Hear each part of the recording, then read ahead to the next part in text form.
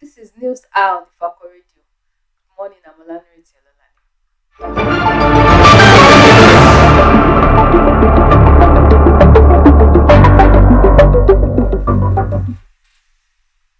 The major headlines: 2027, I'll run for president, not Atiku's VP, Peter Obi. FG finds multi-choice, 766 million naira over privacy breaches. Senate awaits judgment copy as Natasha plans return. Youth leader calls for inclusive governance at Senate public hearing. Police hunts LG aides for attempted murder in Rivers. Ex-Reps Speaker Agunwa Aneku dies at 68. Sports: Oshuala Babajide score as Falcons trash Eagles. Entertainment: Johnny Drill, Faze, Skido, Slow Dog, others to perform as Unit 15 and his Eagles concert holds July 11.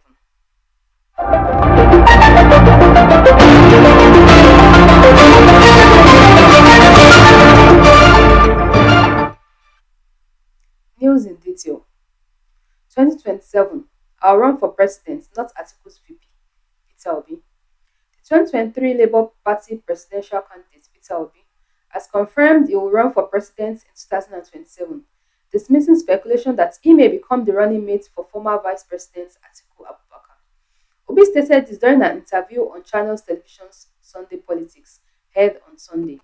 I'm going to contest for the President of the Federal Republic of Nigeria, and I believe I am qualified for it, Obi said. Responding to rumors that he may pair up with Atiku of the People's Democratic Party, Obi said, "This is not in play. Nobody has ever discussed that. People assume so many things. Nobody has ever discussed with me whether I am going to be A or B or C." However, he noted that he is also involved in a broader opposition coalition, including the African Democratic Congress, aimed at unseating President Bola Tinubu in 2027.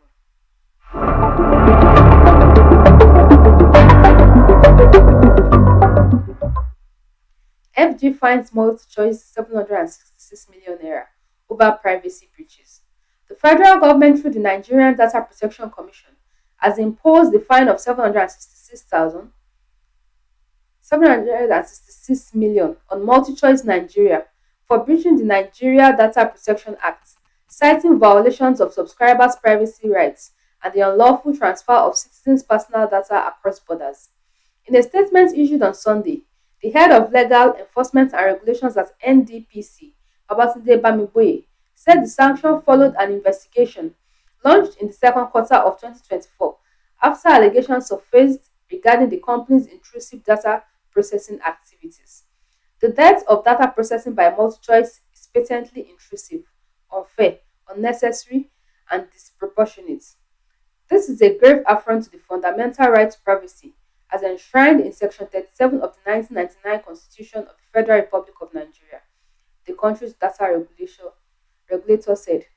According to the NDPC, the probe uncovered multiple breaches, including the unauthorized processing of personal data belonging to both subscribers and individuals who were not MultiChoice customers.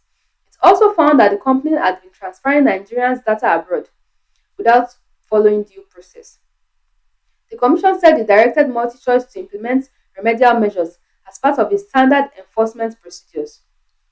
However, the response from the company was deemed unsatisfactory, leading to the decision to impose the penalty. For want of cooperation, the Commission had directed MultiChoice to pay 766 million naira for violating the Nigerian Data Protection Act, Bamibuye said.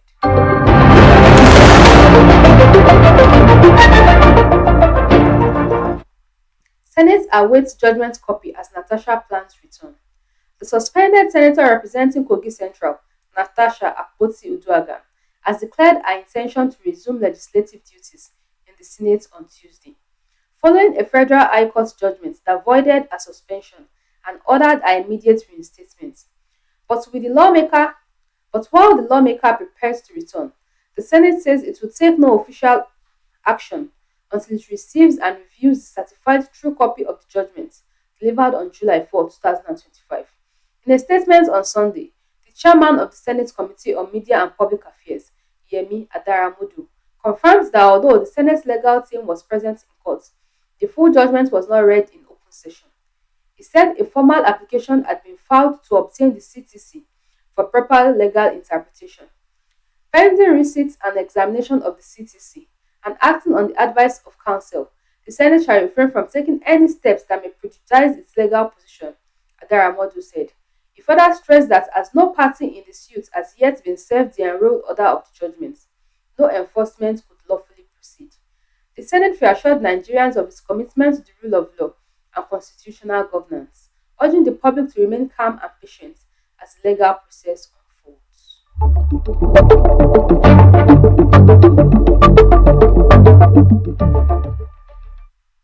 Youth leader calls for inclusive governance at Senate public hearing. Comrade Victor Kolade Adogbajale, Public Relations Officer of the National Youth Council of Nigeria, Lagos State Chapter, has emphasized the need for inclusive governance and youth empowerment in Nigeria's development. He made this call while delivering a memorandum on behalf of Action Aid and Inspired Youth Network at the zonal public hearing on the comprehensive review of the 1999 Constitution organized by the Senate of the Federal Republic of Nigeria. The public hearing, which aimed to reshape the governance structure, brought together critical stakeholders, including the Senate leader, Senator Okoyemi Bamidele, Deputy Governor of Lagos, Dr. Obafemi Amzat, distinguished legislators and traditional rulers. Adogbajale, representing Nigerian youths, highlighted key issues affecting the youth population, including electoral reform, fiscal reform, local government reform, and inclusion in governance. The memorandum also touched on other critical bills, such as the creation of new states, security and policing, women's inclusion, and the establishment of the National Council of Traditional Rulers. Adogbajale's presentation was well received, with Senator Dr. Idayat Oloroti Adebule, representing Lagos West Senatorial District, echoing the Build the Youth, Build the Nation motto of the National Youth Council of Nigeria. This development underscores the growing recognition of youth affairs in Nigeria's development and the need for inclusive governance. Adogbajale expressed his organization's commitment to continued advocacy for Nigerian youths, emphasizing the importance of their involvement in shaping the country's future.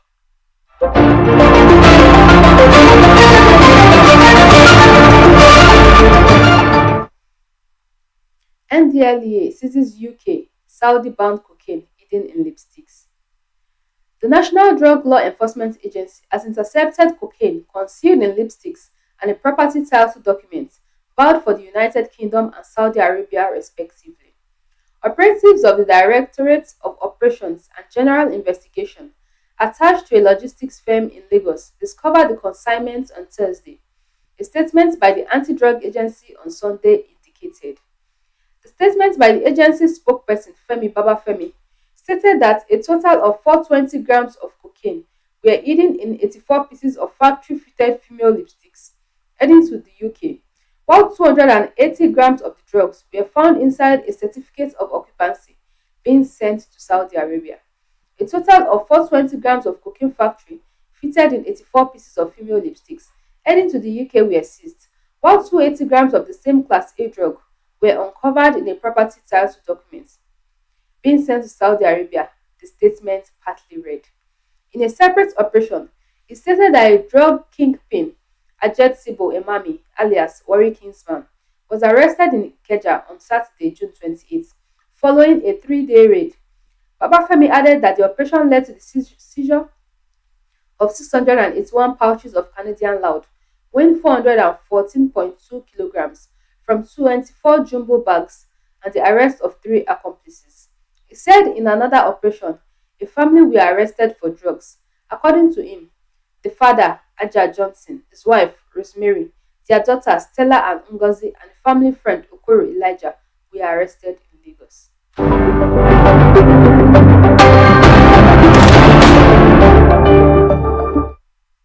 Police hunt local government aides for attempted murder in Rivers. The Rivers State Police Command has declared two senior officials of the Awada East local government area of the state wanted for their alleged involvement in the violent attack on the council administrator, Goodluck Iheanacho. The officials are the Chief Security Officer of Awada East local government area, Hector Ekakita, and the council's Chief of Staff, Mr. Aloni Olode. The spokesperson for the State Police Command, Grace Irinchkoko, disclosed this in a statement issued in Port Harcourt on Sunday.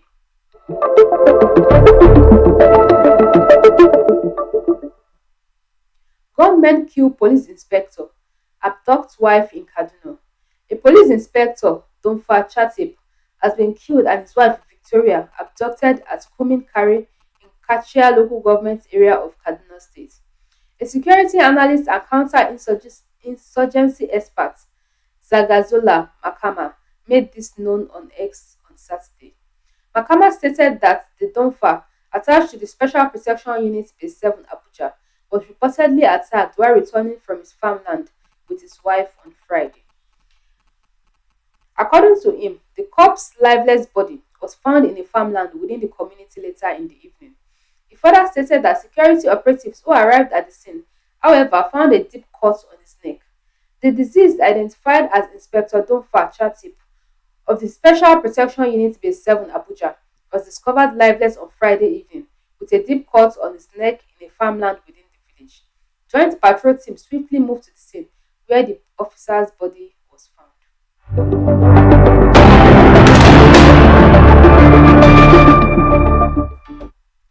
Ex-Rep Speaker Agunwa Aneku dies at 68.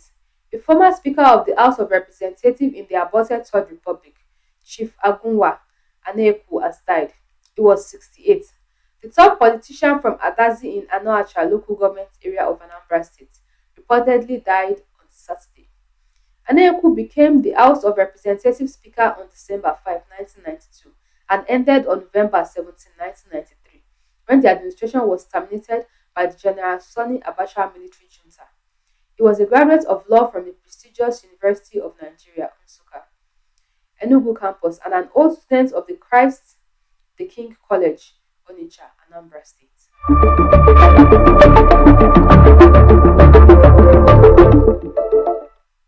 Sports. Oshuala, Babajide score as Falcons trash Eagles. Nigeria kicked off their quest for a record-extending 10th WAFCON title with a commanding 3-0 victory over Tunisia on Sunday evening at the state's Labi Zaulia in Casablanca. Goals from Azizat Oshuala, Rinsola Babajide, and Chiwendu Ihezuo underlined the gulf in inequality between the two sides in their Group B opener and extended Nigeria's dominance over North Africa opposition at the continental showpiece. The Super Falcons came into the game on the back of a patchy record in recent WAFCON openers, having lost their first matches in both the 2018 and 2022 editions to South Africa. However, they wasted no time putting any nerves to rest. Just 4 minutes into the encounter, Nigerians struck with their first real chance. After Rinsola Babajide was brought down on the left, she got up to deliver the resulting free kick, which found Oshuala in the box.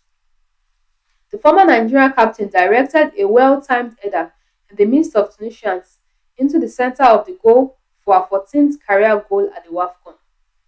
Nigeria's second goal came at the end of a lengthy first-half stoppage period after a VAR check for offside. Babajide's well-taken left-footed effort in the 46th minute was confirmed, making it 2-0.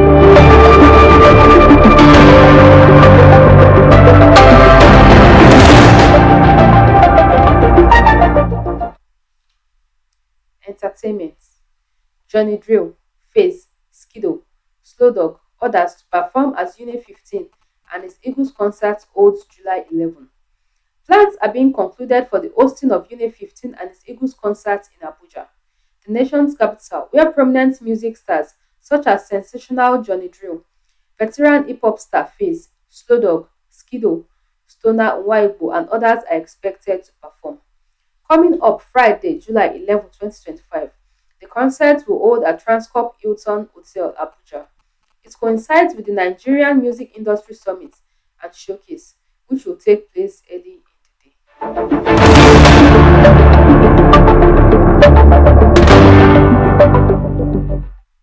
Recap of the major headlines. 2027. I'll run for president, not Atiku's VP, Peter Obi. FG finds multi-choice 766 million over privacy breaches. Senate awaits judgment copy as Natasha plans return. Youth leader calls for inclusive government.